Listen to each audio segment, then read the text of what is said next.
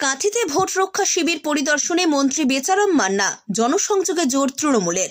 আসন্ন নির্বাচনকে পাখির চোখ করে জনসংযোগ এবং সাংগঠনিক সক্রিয়তা বাড়াতে ময়দানে নামল তৃণমূল কংগ্রেস। দলের সুপ্রিমো মমতা বন্দ্যোপাধ্যায় এবং সর্বভারতীয় নেতা অভিষেক বন্দ্যোপাধ্যায়ের নির্দেশে পূর্ব মেদিনীপুর জেলার দায়িত্বপ্রাপ্ত মন্ত্রী বেচারাম মান্না বৃহস্পতিবার কাঁথিতে আয়োজিত ভোট রক্ষা শিবির পরিদর্শনে উপস্থিত হন। শিবির পরিদর্শনের সময় মন্ত্রীর সঙ্গে ছিলেন জেলা তৃণমূল কংগ্রেসের সভাপতি পীযূষ কান্তি পণ্ডা, তৃণমূল শ্রমিক সংগঠনের জেলা সভাপতি শিবরাম মাইতি, সংখ্যালঘু সেলের সভাপতি আনোয়ার উদ্দিন সহ অন্যান্যরা।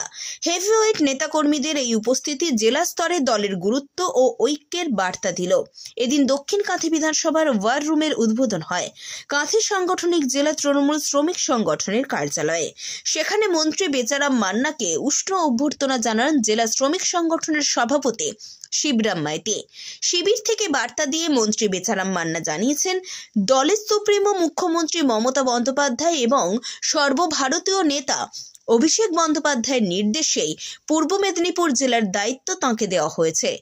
একটিও বৈধ ভোটার যাতে বাদ না পড়ে সেই বিষয়টি তিনি খতিয়ে দেখছেন। তাঁর এই মন্তব্যে ভোটার তালিকা সংশোধনীর কাজে তৃণমূলের বিশেষ মনোযোগের বিষয়টি স্পষ্ট। এই ভোট রক্ষা শিবিরে মূলত এসআইআর ফর্ম পূরণ, ভোটার তালিকা সংশোধন এবং সচেতনতা সংক্রান্ত নানান বিষয়ে সাধারণ মানুষকে সহায়তা ও পরামর্শ দেওয়া হয়। স্থানীয় বহু মানুষ এদিন উৎসাহের সঙ্গে শিবিরে অংশ নিয়ে প্রয়োজনীয় সহায়তা ও পরামর্শ গ্রহণ করেন। কাঁথি থেকে কাজল মাইতির রিপোর্ট, দেশ মানুষ।